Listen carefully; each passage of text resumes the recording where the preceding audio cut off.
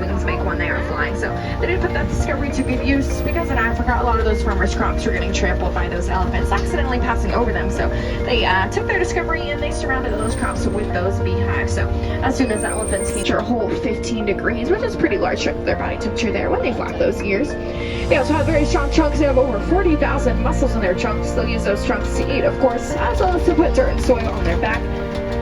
The elephants do have very they are very social animals. They do enjoy hanging out and about with each other all day long. They'll go hang out with elephants, other elephants from other herds during the day, or as I like to say, their friends. But at nighttime, they will always return back to their original herd and family. So similar to how teenagers have a curfew, I guess you could say those African elephants do as well.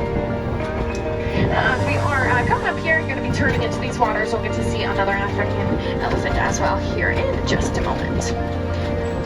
Wow, pretty water. Actually, it looks like there's two of them, one kind of behind a colorful tree and then one a little bit a clearer viewpoint here to that left-hand side. Coming up in just a moment as well, we get to see a flamboyance of greater flamingos. They are called a flamboyance when they're all together, which is pretty fun. They get the name greater because they are the largest of the flamingo species. When they're born, they're actually gray and super fluffy. Until they're older, they get more of that pink color, and they get that pink color from their diet. Their diet does consist 100% of shrimp, and in that shrimp, there's a nutrient called a beta-carotene, so that is specifically where that pink comes from. You'll see as well a couple of the smaller or the shorter gray ones. Those are going to be those baby flamingos. And of course, as they get more of their diet and mature into adulthood, they will turn more of that pink color. You notice as well that island that the flamingos are hanging out is actually a hidden Mickey. You can see those, the Mickey ears are very back of the island there. So the island in itself is that Mickey shape, which is pretty cool there. It's another hidden Mickey. Not a lot of people know about that one there. Right now we are exiting the western portion of the savanna. We're now entering into the eastern portion. There's a few other larger animals like the side. The manjo monkey is that same type of monkey as Rafiki in the Lion King. There's one kind of in the shade over there. You can tell by its face. They're the largest of the monkey species and they do have very large for the zebras. So it is pretty cool if you get to see them running. It does look pretty funky. Coming up on the right-hand side here is going to be an Ankole cattle. They're also called the Watusi cattle, and they get that name after the people that found and domesticated them. They're Watusi people. Horns are 3 to 4 feet wide, and on the inside they do have a honeycomb structure. So, like the honeycomb cereal, like a beehive, and blood will circulate through those horns or to lower their internal body temperature. So, just like that dewlap on the zebra there. It looks like there's quite a few more coming up on that right-hand side, at the top of the hill too. The leafless for 9 months out of the entire year. And that large trunk at the bottom, it can retain a lot of water on the inside there. Is that same type of tree as a tree of life, so kind of that landmark tree you might have seen when you're entering the park earlier today. That tree actually has over 200 animals carved onto the outside of it, so every time you come back and visit us here at Animal Kingdom, you can see if you can spot a couple new creatures you didn't see before. Right now we are entering onto the savannah, specifically the western portion of the savannah, where a lot of the guests' favorite animals like to hang out. So hopefully we get to spot a couple of your favorites as well. We'll just kind of have to see which ones are hanging out and about here, enjoying the nice sunshine here on the savannah in the next couple of minutes. Looks like as we are coming up here onto that right-hand side, we'll get to see a couple of springbok antelope. Springbok antelope get their name because they do jump up to 6 feet high and 13 feet long. They do this really cool thing called pronking, so they kind of prance and dance through the air. It is very unique to that animal, and they are the only ones that do it. So you're more than welcome to look up pronking by that springbok antelope if you want to get a better look at what that looks like when you're done with this ride here later today. Coming up on the right-hand side, we'll see quite a few Maasai giraffe. Animal spotting guide above your head does say reticulated giraffe, but reticulated are more like the retired giraffe. They move those guys to the Animal Kingdom Lodge. The only difference is that the Maasai giraffe here just kind of have that more irregular pattern on their fur, kind of like their own individualized spots, whereas reticulated just have that more structured pattern there. They can grow 18 to 20 feet tall as adults, but when they're born, they're actually about 6 feet, so it's the perfect height for them to be able to nurse from their mothers. There's Humphrey, a baby beside giraffe that sometimes hangs out here, so we'll have to see if we can spot him, but he's already about 7 or 8 feet tall, so he has grown quite a bit since he was born. The giraffes are very active animals. They only sleep or rest for about 20 to 30 minutes out of the entire 24-hour period. Sometimes you will find them sitting or laying down, so they're not going to be sick or injured or anything. They're probably just enjoying their rest time for the day.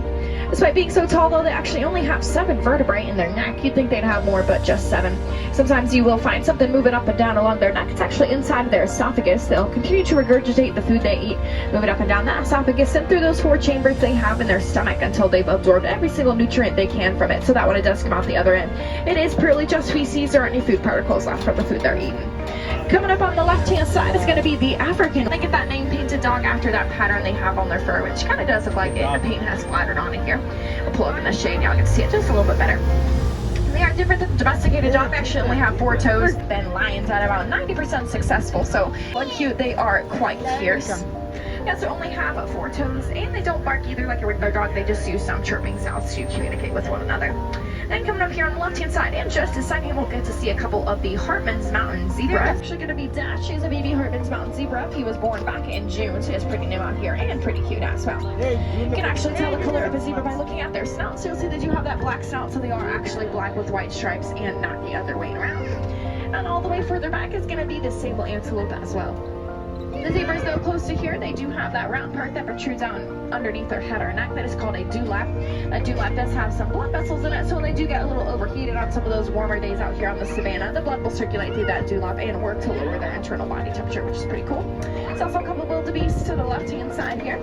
They can also be called the gnu, which is spelled with a G, so G-N-U, and they get that name from the sound that they make would sound just like that word gnu. Yeah, so it does kind of look like they have stripes, but they actually are just sweat stains, so they are quite stinky creatures, so you might want to keep your distance. A couple more beside giraffe here as well, and if I didn't say it already, when they all together, they are called a tower. They're top high. You'll see they do have those ossicones in between their ears, those little horns of what the okapi had as well, that creature we saw at the very beginning of the safari here. We don't really know the scientific or medicinal use behind those horns. We just know both of those creatures have them, so that's kind of how we know those two guys are related. The okapi and the giraffe also both have that long purple prehensile tongue. It is about 20 inches long, so it definitely helps them reach out and grab that vegetation, especially from the tippy tops of the trees. This little guy coming up here. All right, let's go back. It's going to be that reddish creature with the horns, and then coming up here, the more brownish creature is going to be the greater kudu. And then kind of behind this tree over here to the right-hand side, it's going to be the okapi. The front and hind legs on that okapi kind of make it look like it would be related to the zebra, but it's actually single. You can tell because the male okapis have some ossicones horns that the giraffe have as well. So that's one way we know they're related, in addition to that long purple prehensile tongue that they use to kind of reach out and grab the vegetation off the trees there. The greater kudu and the bongo back there both have those white stripes, and they use those white stripes to camouflage themselves here in the forest, and in turn it does help protect themselves from predators. The bongos, both the males and the females actually have horns, which is pretty unique for most antelope-like creatures. Only the males will have those horns. The black rhinoceros, believe it or not, is actually the smaller of the 2 rhinos that can be found out here on the wildlife reserve. Although it does still weigh in at about 3,000 pounds, so it definitely is still quite heavy there. Unfortunately, they can be poached with their horns. Their horns are made of keratin. We also have keratin in our nails and hair, but there's really no scientific or medicinal use for those horns to us as humans. So definitely do our best to help protect those guys from poaching. Sometimes you'll find the rhinos rubbing their horns up against trees and different things like that. They'll do that to kind of file them, very similarly to how we would like file our nails or something along the lines like that there. All right, let's see what else we can find. Looks like we did get to see most of the creatures here in the forest already, and we'll just see if we can catch any last couple creatures here on the left-hand side, but it looks like we might have been able to spot them all here. Already there. Right now we are exiting the Little Ituri Forest. We're now about to enter here into the Safi River portion of the reserve. Here at the Safi River, there's quite a few creatures I kind of here at the river, so if you do happen to spot something that I don't happen to see, feel free to let me know, and I'd be happy to let you know what I know about that animal. Alright, we're coming up here on that first portion of the river, and here at the Safi River is sometimes where you can find the Nile hippopotamus. Alright, we're taking it pretty slowly here, waiting for this truck to get moving, but there are quite a few black vultures coming up here on that right-hand side. These vultures flew all the way from Florida just to join us here in Africa, so they definitely had quite the journey. They invited themselves to the party here on the Wildlife Reserve, and I will just leave it at that. Also, one pink-back pelican kind of floating along here to that right-hand side there. They get their pink color during mating season, and their wingspan actually averages about 9 feet wide. So that canopy right above your head is about 8 feet wide. So if you add one more foot to that, that's how large the pink-backed pelican's wingspan is. So definitely pretty big there. And it looks like we'll be seeing it quite just a second. I think I do. Not over here. There in just a moment. Once we get to that turn, I think if we'll peek over to the left-hand side of the head here, we'll get to see a couple more of those hippos. Quite a few more of those pink-backed pelicans as well. Pink-backed pelicans are also colonial nesters, so they will always be nesting in groups. So nesting groups as low as 20 all the way up to 500 there. Alright. Float along. Alright, not sure if I caught it. I can see it floating along here, but I did spot a couple more. Alright, let's see if we can find any more. There's a peek over here to that left-hand side down below. They're going to be submerged, kind of floating along, so it'll be a little bit hard to see, but you can peek over that edge. Hopefully you can spot some of those hippos.